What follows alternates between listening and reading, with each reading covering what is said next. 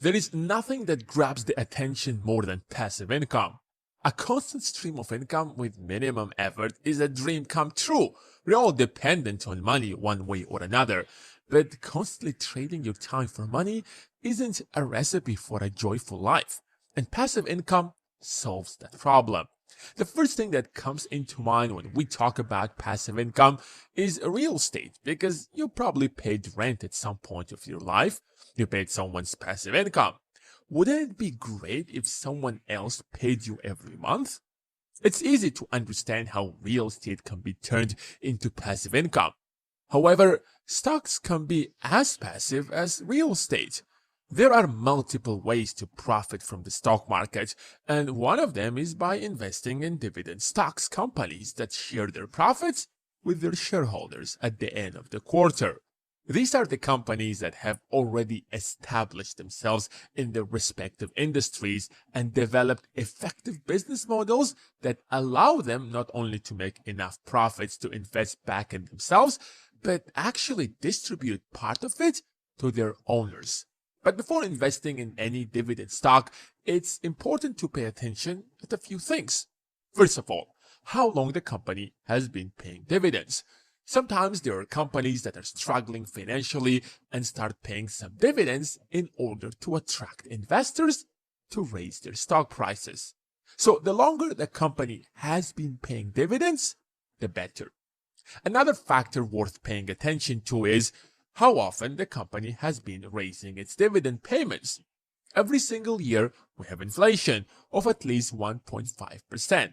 Sometimes it can go as high as 8 or 9%, like it has been happening recently. So it's vital that the company raises its dividend payments every single year. There is a group of companies that are called the King of Dividends. They've been raising their dividends for at least 50 years.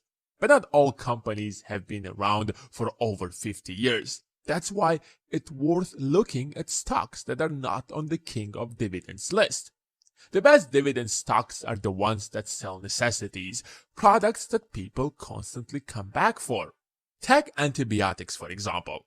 Since their invention in 1928, they've become a vital part of our lives, and it's almost impossible to imagine that people would stop buying them in the coming future.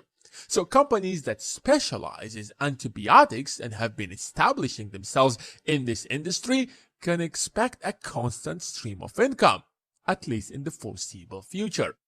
Coca-Cola is another example. Soft drinks become an essential part of our beverage consumptions. Once you get hooked, it's not easy to stop drinking cola. It just turns into a daily habit. So if you're looking to create a real source of passive income through dividends, you have to look at the companies behind these stocks to understand their business plans. So let's take a look at some of the dividend stocks that can help you to create a monthly source of income of $1,000, $2,000, or even $3,000 per month. But before we do that, here is a little disclaimer. This is not financial advice, and everything that's said in this video is for educational and entertainment purposes. Give this video a thumbs up and let's dive in.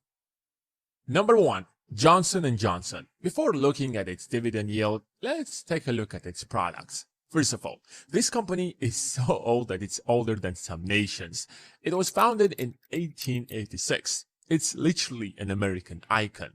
Take a look at their most popular products, such as Tylenol, the painkiller. I personally can't live without painkillers. I can't wait for my headaches to cure on their own, and I guess I'm not alone. You can already see how this product alone is a decent source of constant income for the company. Take Band-Aids or John's baby powder. It's one of the most popular baby powders on the market. It is really a necessity for every parent. They have an entire line of healthcare products, medical devices, and much more. If you look at its stock, it has a dividend yield of 2.38% at the time of this script. That's actually pretty good for the stock market, considering that a lot of companies such as Facebook don't pay anything at all, although they're almost a monopoly in their field. The best part about it is that it has been raising its dividend payments for over 5 decades. If 2.38% is not impressive, take a look at its stock price over the last 5 years. It has increased by 42%. Of course, that's nothing for the stock market, but that's the nature of stable dividend stocks. Their stock price doesn't rise much, but at the same time, they pay stable dividends, which makes them a perfect stock for passive income.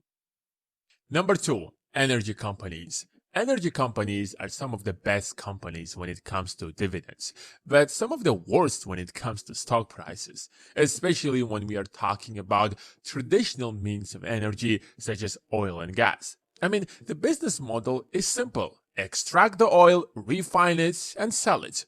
Of course, some money must be poured into R&D to keep improving the extracting tech, but that's the biggest R&D cost unless the company is heavily investing in renewable energy. The last 100 years have been the golden era for oil and gas companies. Of course, that golden age is coming to an end, but we still got a few decades left at best, especially with all of the conflicts around the world. Oil prices are rising faster than ever, trading at above $100 per barrel. ExxonMobil is a great example.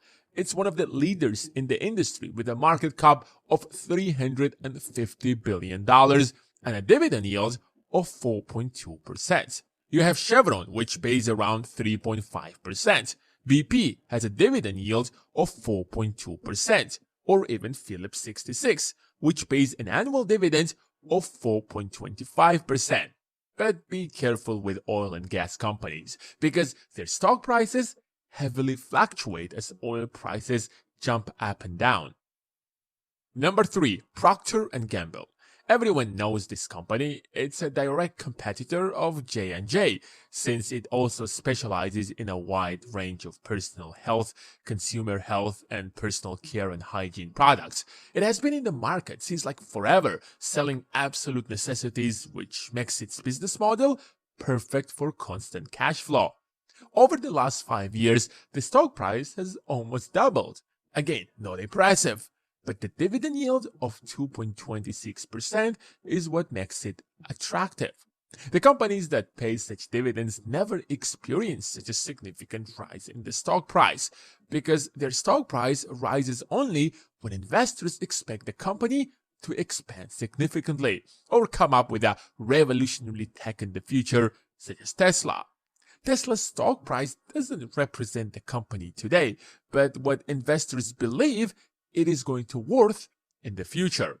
But such a business can't afford to pay high dividends because the goal is to make a lot of money in the future and not now. Number 4, Edison International. It's a utility company that provides energy. Its stock price is relatively stable, or at least it has been around 60 to 70 in the last 5 years. Nothing revolutionary, nothing complicated, just a boring company that provides basic necessities. The only reason I'm including it in this list is because it's a utility company that supplies the most populated state in the US, and it has a dividend yield of almost 4%. Number 5, REITs. REITs are the gateway to real estate because they allow you to get to the market with minimum capital. When you're investing in REITs, your investment is directly tied to the housing market, since that's what REITs do. They take investors' money and invest them in real estate. That's why they often have the highest dividend yields in the market. Annually Capital Management, for example, has 12.5% dividend yield at the time of this script. New Residential has a 9.2% yield. They have suffered enormously in the last 2 years since people struggle to pay rent, but are slowly recovering. But at the same time, you have to understand that rates will slowly keep climbing in the coming future, which will make mortgages more expensive, which can lower house prices. To make any decent income like $2,000 per month from dividends, you need to invest something like $500,000 to $600,000, assuming you will make an average of 4% if you diversify. That's not great, but your assets are going to be liquid, which means you will be able to get out of the game if you need that cash urgently. Thanks for watching, and until next time.